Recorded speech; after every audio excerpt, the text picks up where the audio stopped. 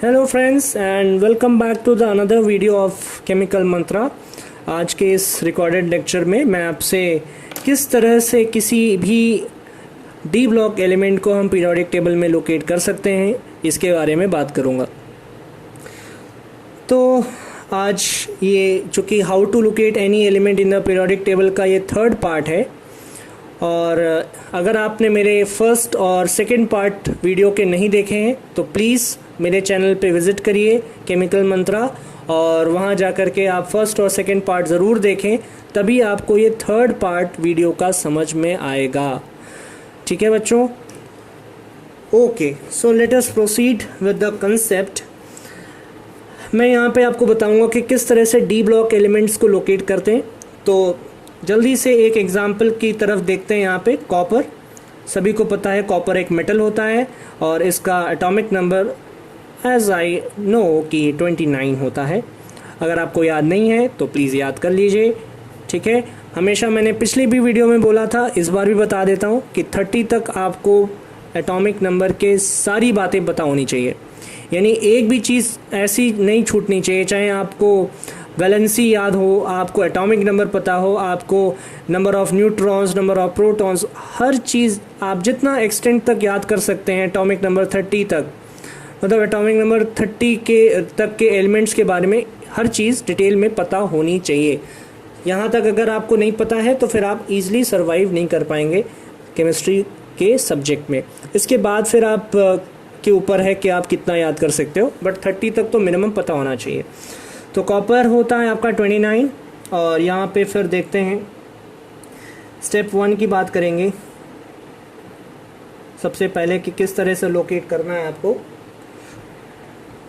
For any D block element.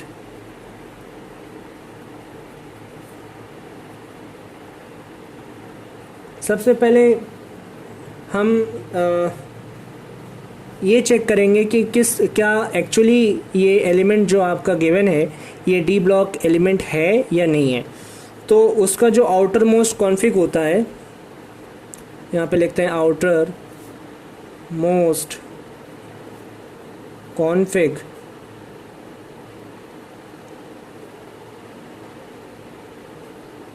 किस तरह से दिखेगा आउटर मोस्ट कॉन्फिग। तो यहाँ पे हो जाएगा NS2 N-1 D 0 to 10। तो 0 तो नहीं होगा बट 1 होगा।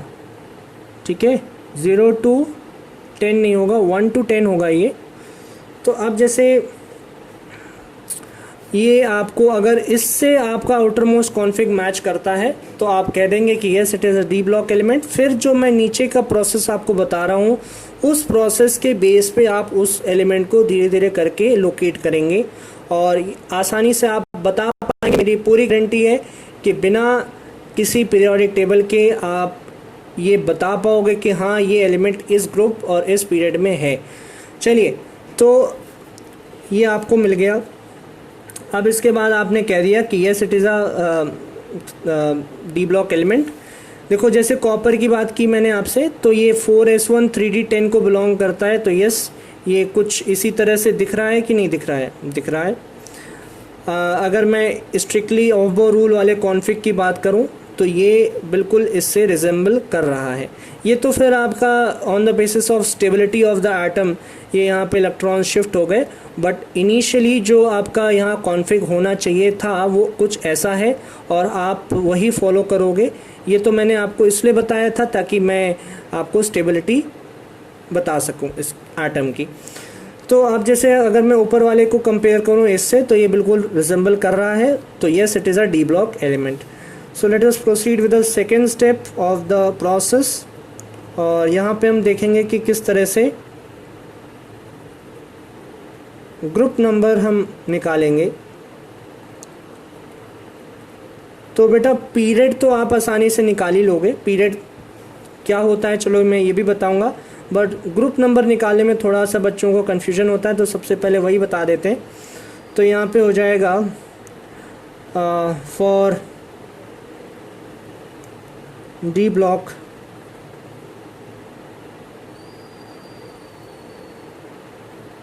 GN stands for group number, will be n minus 1 d electrons plus ns electrons। ठीक है, जितना आपके पास ns सब शेल में, यानी 4s है जैसे यहाँ पे आउटर मोस्ट शेल, यहाँ पे n क्या है मैं बता देता हूँ। n is equals to outermost या वैलेंस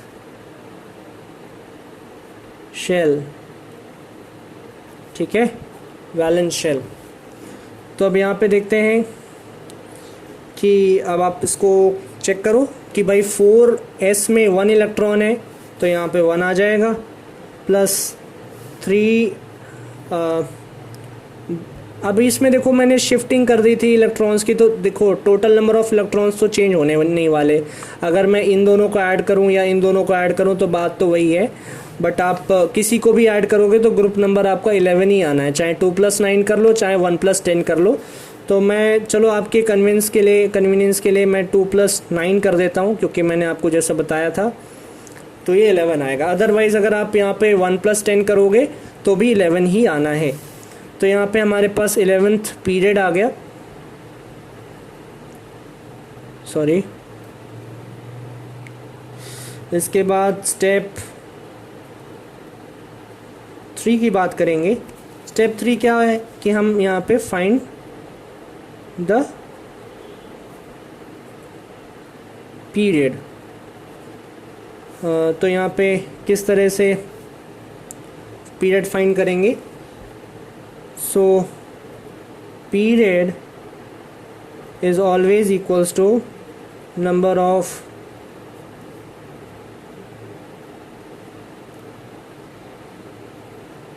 या ऐसे लिख देते हैं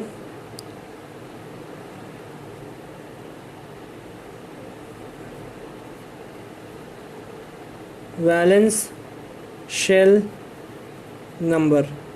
जो भी आपका वैलेंस शेल नंबर होता है, जैसे यहाँ पे 4th शेल आपका जो है वो ही वैलेंस है, तो वही हो जाएगा आपका पीरियड। बहुत आसान सी बात है। 4th पीरियड, ठीक है। तो ये जो एलिमेंट है ये आपका 11th ग्रुप और 4th पीरियड में लाई करेगा। सो इस तरह से आप किसी भी डी ब्लॉक एलिमेंट्स को लोकेट कर सकते हो। अब आप लोगों को मैं एक छोटा सा एक और एग्जांपल बता देता हूँ। जैसे क्रोमियम है 23, इसका हो जाएगा 1s2 2s2 2p6 3s2 3p6 4s2 3d1। यहाँ पे कोई शिफ्टिंग नहीं होगी क्योंकि ये पहले से ही स्टेबल है कि होगी। कौन कहता है होगी और कौन कहता है नहीं होगी। तो बच्चों 23 क्रोमियम इज़ एन एक्सेप्शन। और क्या आप कहते हैं कि यहाँ पे शिफ्टिंग होगी, तो मैं तो कहता हूँ नहीं होगी, ठीक है, क्योंकि 4s2 है यहाँ पे, और अगर मैं इसमें एक इलेक्ट्रॉन दे भी देता हूँ तो भी कोई फ़ायदा एजन होने नहीं वाला है।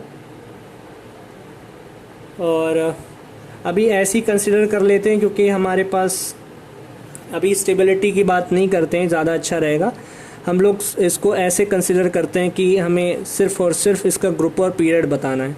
अदरवाइज़ अगर हमें कोई बॉन्डिंग वगैरह करानी होती तो हम ज़रूर इस तरह से चीज़ों को स्टेबिलिटी के बेस पे कंसिडर करते। अभी हम स्टेबिलिटी को थोड़ी देर भूल जाते हैं। तो यहाँ पे according to Aufbau rule, strictly according to Aufbau rule, configuration आपका कुछ इस तरह से दिखने वाला है। ओके बच्चों, तो आगे प्रोसीड करते हैं। स्टेप वाइज काम करेंगे। इस बार मैं लिखूंगा नहीं, डायरेक्टली करूँगा। तो इस बार आपका जो ग्रुप नंबर हो जाएगा दैट इज़ GN, वो क्या हो जाएगा number of electrons in n-1d plus number of electron in ns shell। तो अब यहाँ पे जो n-1d है उसमें 1 इलेक्ट्रॉन है और ns में 2 इलेक्ट्रॉन्स हैं, तो ग्रुप नंबर 3 हो जाएगा। पीरियड क्या हो जाएगा भाई? तो यहाँ पे पीरियड हो जाएगा n के equal, n is the valence shell